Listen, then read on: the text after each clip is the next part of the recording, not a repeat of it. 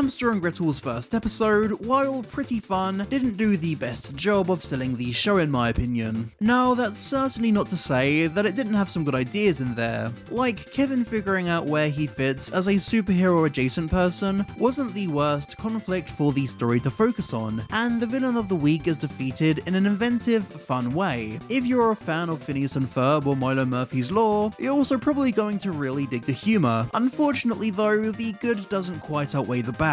Some folks online were quick to point out they believed it had pacing issues, and yeah, I'd have to agree. Not only did the story move by at an astonishing speed, leaving many moments feeling undercooked, the origin story tacked on to the start of the first 15-minute long segment in particular felt as if it didn't belong in the episode at all. And, you know, the shorter 7-minute long segment that followed it probably could have done with that time more. Probably. While perhaps likable for the most part, and having their roles in the show communicated just fine, none of the characters had moments that made you particularly fall in love with them. The biggest letdown for me personally in this regard was probably Professor Exclamation. While having a handful of good jokes, they simply weren't enough to stop him from feeling rather bland and generic for a show where one of the main characters is a hamster superhero. An episodic superhero comedy series should have memorable villains of the week that keep you coming back to see the next one. Comparing this with the first episode of either of Dan Povenmire's previous two shows, it's like night and day. They were extremely well paced and able to tell us exactly how and why their respective premises and characters worked as a result. H&G did a decent job at explaining the how, but not the why. Which is to say, you can see what it was trying to do, but it didn't quite manage to do it. Welp, we're 14 episodes into its run now, almost halfway through the season, so I think it's probably safe to say it's more than had that chance. Has it used it well is the question, and my answer would be yes it has. Before watching the show, I had absolutely no clue whatsoever as to what it was going to do with Gretel's character, because before the episode aired, they'd already released a clip of Hamster and Gretel's origin story, and it made me wonder if the show was going to focus more on him than his sister, especially seeing as Phineas and Ferb already kinda did that with Candace. But while it made sense for the characters in that show, I don't think it would have made as much sense for the characters in this one, because Gretel clearly had a lot of room to grow as a person. Okie dokie, the first episode's second segment, taking what could have been an emotional moment for Gretel to learn from, and playing it off as a joke had me especially concerned this would be the case. Sometimes there are consequences to our actions.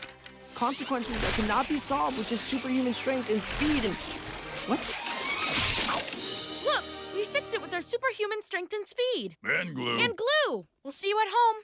Thankfully though, that turned out not to be the case, and the show focuses on her and her brother equally. Considering she's like 6 years old, she's obviously not super deep or anything, and her stories won't particularly resonate with an older audience. Regardless, her episodes are usually highly entertaining. They mostly involve her getting over childish shit like doing her math homework or overcoming stupid fears. However, being a superhero comedy, those problems aren't going to be solved in boring ways. On the whole, I think Gretel is a pretty lovable character. She's sweet, silly, and endearingly stupid in the way that most kids are, while still being smart enough to have some fantastic banter with the villains. I also very much enjoy her relationship with her brother. They can of course get under each other's skin, and it's funny when they do. Maybe she's right. Maybe we do need a break. Fine. Good. Great. Teaching. Excellent. Fantastic. Wonderful. Fabulous. Awesome. Stupendous. Phenomenal. Outstanding. Spectacular. Marvelous. Amazing. Super.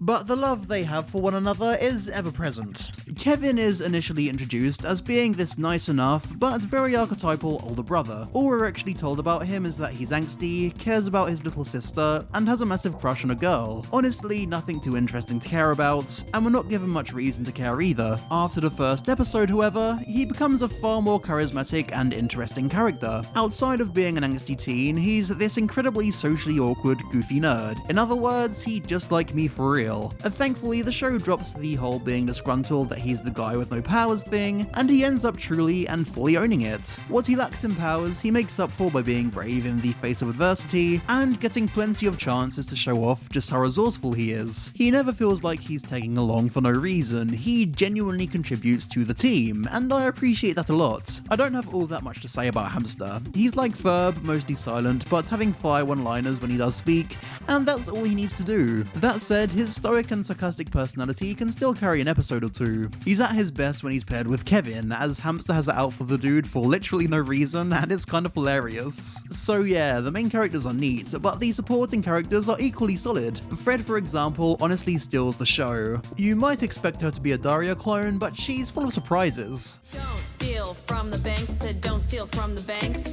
You'll go to jail, you'll get no thanks. Don't steal from the banks. Want to know exactly how strong they are? Watch Friday Night Fright, an episode where the main characters are almost completely out of the picture. It sees Fred and Hiromi alone together at school, investigating some mysterious happenings. They're great alone, but the synergy created by Fred's cynicism and Hiromi's optimism works so damn well, and the friendship they form is kind of adorable. Low-key, Hiromi has much more chemistry with Fred than Kevin so far. Like seriously, if Dan had them get together by the end of the season, I really wouldn't mind. Remember what I said earlier about how the villains should be memorable enough to keep you coming back for the next one? Dude, they're the best part of the show. The majority of them are just batshit insane, or maybe that should be hamster shit insane, and honestly, the more insane the better. So far, most of them have only appeared once, but you'll definitely end up remembering them, either because of their outlandish themes, or their even more outlandish backstories. Take Lassa Boya, for example, an ex-telenovela actress who got written out of her show because she couldn't cry on cue. After trying 75 to 80 onion-themed recipes to fix her problem, a strange light from the sky gave her the power to speak to onions, and they listen.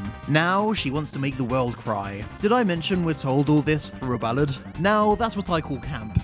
Some villains are going to be less interesting than others, but even the worst villains will get some good moments. Which reminds me, remember Exclamation? He's the only villain who's reappeared so far, twice now, so I guess they showed him off first over any other villain, as he was going to turn out to be a bigger deal. We find out he has a kid called Nordal, who, while also sharing his father's affinity for evil, has a soft side. He even ends up developing a crush on Gretel, not knowing she's in fact Gretel, the superhero. It makes Exclamation far more interesting than he appeared, and for some reason they reserved his backstory for a later episode instead of his debut, which is unfortunate because it's pretty great. Nordal, I have a confession to make.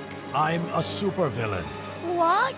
Since when? Since I lost my elbows in that industrial accident. I decided if I couldn't bend my arms, I would bend everyone else to my will. I'd say the show is equally as competent at being a superhero show as it is at being a comedy, which didn't come across at all in the first episode. Nitpicking, I'd say the show's fatal flaw is probably its predictability. It can perhaps be a bit too by the books at times, and most of the time, you'll be able to tell what direction a story is going in pretty early on. Not to mention, I don't think it always does the best job of tying in the moral to the plot. That said, it can definitely be pretty surprising at times. Like, I really didn't expect the kids at Bolita to find out Gretel's identity, or for Nordal to decide not to be evil so early on. Not to mention, I seriously have no clue what the deal is with the aliens that keep giving villains superpowers, and for some reason gave H&G theirs. Intriguing stuff. And hey, even if the morals can get messy, it's still able to have some strong lessons, as well as some nice sentimental moments. What I'm trying to say is, guys, I think this might be the new Invincible.